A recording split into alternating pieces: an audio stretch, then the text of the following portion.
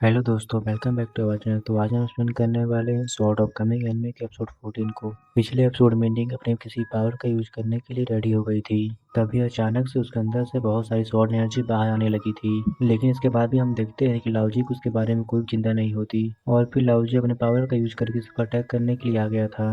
लेकिन इसके बाद भी हम देखते हैं कि वो निंग की पावर के सामने कुछ भी नहीं कर पाता और इसीलिए निंग की पावर उसे इंजर्ड करके दूर फेंक देती है। जिसके बाद हम देखते हैं कि खुद लाओजी भी इस बात से काफ़ी हैरान हो गया था और फिर कहता है कि ये कैसी पावर है। लेकिन वहीं हम देखते हैं कि निंग की पावर अब शांत हो गई थी और फिर वो वहाँ से बेहोश होकर नीचे गिर जाती है। जिसके बाद हम देखते हैं लाओजी उसके पास में आ गया था और वो फिर से उसके ऊपर अटैक करने के रेडी हो जाता है।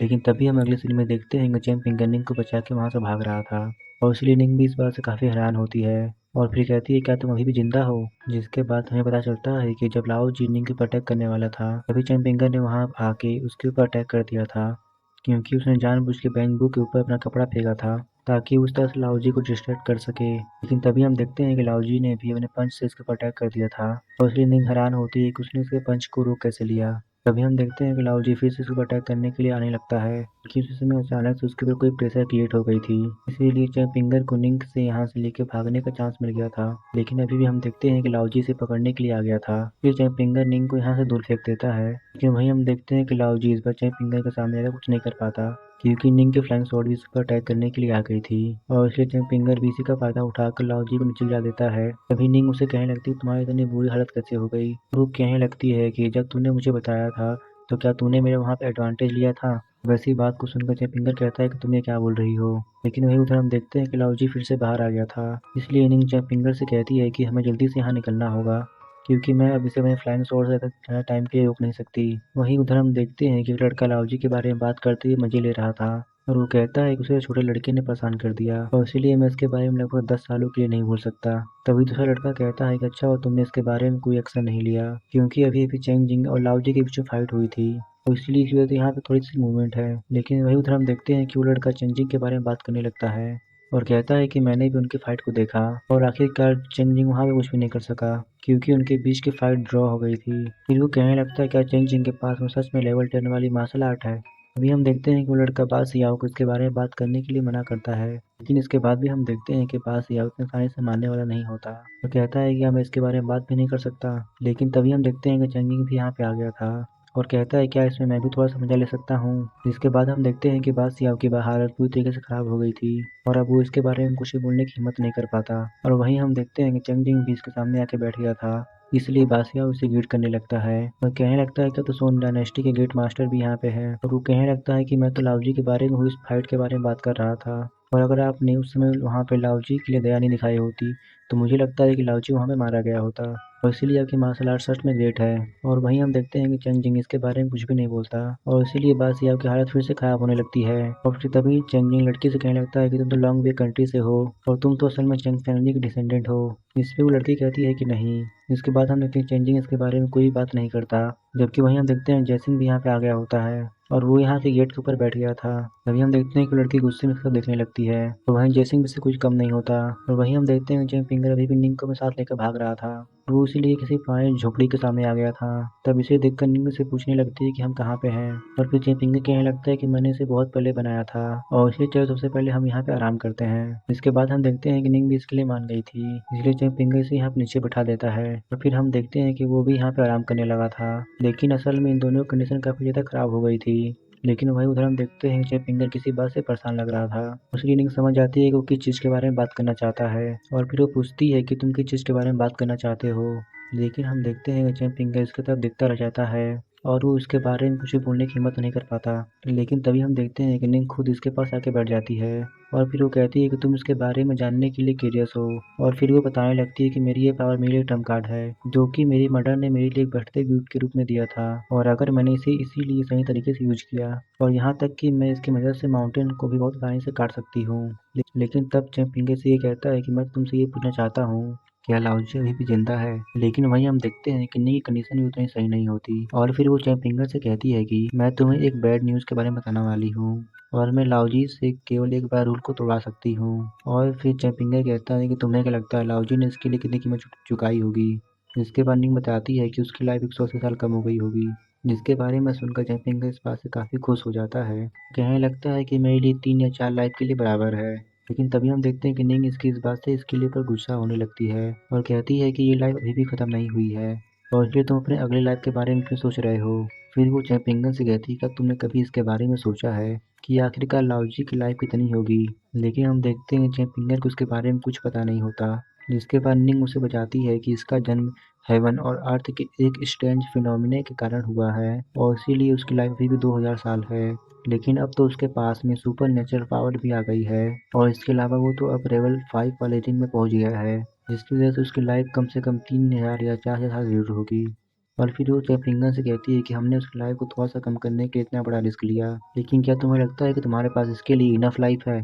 जिसके बाद हम देखते हैं चैप्लिंगन इसके बारे में कुछ भी नहीं बोल पाता और फिर इसके बाद निंग कहती है कि तुम्हें इसके बारे में चिंता करने की कोई ज़रूरत नहीं है, क्योंकि मुझे लगता है कि तुम बहुत अमेजिंग हो, क्योंकि तुमने इतनी देर तक लाओजी का सामना किया जो कि अपने आप में बहुत ही अमेजिंग है। और वहीं चेंजिंग कहने लगता है कि वो लड़का इसमें सर्वाइव कर गया, असल में इसके बेनिफैक्टर तो तुम हो। लेकिन वहीं हम देखते हैं कि जैसे लड़की को घूरने लगता है और कहता है कि किंग का साथ देने में तुम्हारा क्या विचार है। तब फिर लड़की कहती है, क्या तुम मरना चाहते हो। जिसके बाद जैसिंग कहता है कि तुम्हें इसके सबसे पहले इनसे पूछना होगा। लेकिन तभी हम देखते हैं कि वो लड़की इसको अटैक करने के रेडी हो जाती है, लेकिन वहीं हम देखते हैं कि चेंजिंग अपने पैसे का यूज करके इसे रोक देता है। वहीं बाकी लोग भी इसके सामने कुछ भी नहीं कर पाते, लेकिन वहीं हम देखते हैं कि वो लड़की अभी भी इतनी आसानी से हार मानने वाली नहीं होती। और फिर वो चेंजिंग से कहती है कि तुम्हें डर नहीं है कि कीट ली पूरी फैक्ट्री को डिस्ट्रॉय कर देंगे। लेकिन इसकी बात को सुनकर चेंजिंग और भी ज्यादा गुस्सा हो जाता है और फिर हम देखते हैं कि वो अपनी पावर का यूज करके इसे और भी ज्यादा दूर फेंक देता है। इसके बाद हम देखते हैं कि वो इसके सामने भी आ गया था और फिर वो कहता है, तुम्हें क्या लगता है तुम्हारे फादर इतने अमेजिंग हैं। तभी हम देखते हैं कि इनमें से एक लड़का इन्हें शांत कराने के लिए आता है और कहता है कि शायद आप अभी इसके बारे में नहीं जानते।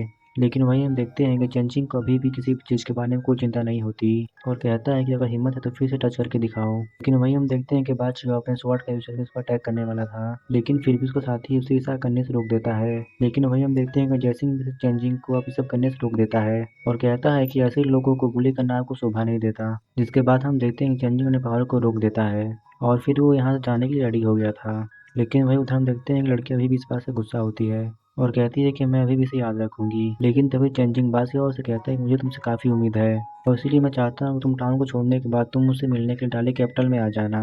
और फिर वो कहने लगता है कि मेरे पास में तुम्हारे लिए कुछ है और पता नहीं तुम मूव कर पाओगे कि नहीं, ये पूरी तरह के तुम्हारी एबिलिटी के ऊपर है। और वहीं हम देखते हैं कि वो लेडी जेंग के ऊपर काफ़ी गुस्सा थी और फिर वो कहती है कि अगर तुम फिर से कभी मेरे कपड़ों को चुराने के लिए आए तो मैं इसके बाद तुम्हें जिंदा नहीं छोड़ूंगी। लेकिन तभी हम देखते हैं कि जंग इसके हस्बैंड के ऊपर गुस्सा होने लगता है और कहता है कि सुनिया तुम्हें इसे दिखाई नहीं देता, लेकिन मुझे ये सुना तुम इसके साथ में रहते कैसे हो। जिसके बाद वो आदमी कहता है कि मैं इसके साथ में खुश हूँ। इसके बाद जंग उसे कहता है कि उसने मुझे मैसेज लाने के लिए भेजा था और इसलिए मैं चाहता हूँ कि तुम उस आदमी के साथ में डील करो। तब इस पर वो आदमी गुस्सा होते हुए पूछता है कि क्यों।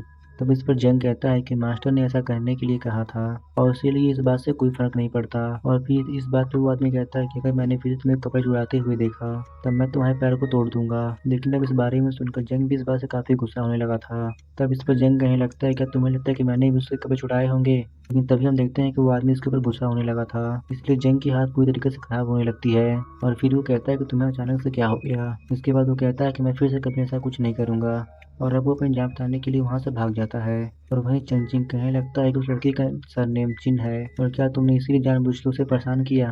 तब इस पर जैसिन कहता है कि ऐसा लगता है कि उसका बैकग्राउंड काफी पावरफुल है और अगर आपने इसीलिए उसे हिट किया तो फिर इसी वजह से मुझे लगता है कि इमोर्टल भी गुस्सा हो जाएंगे।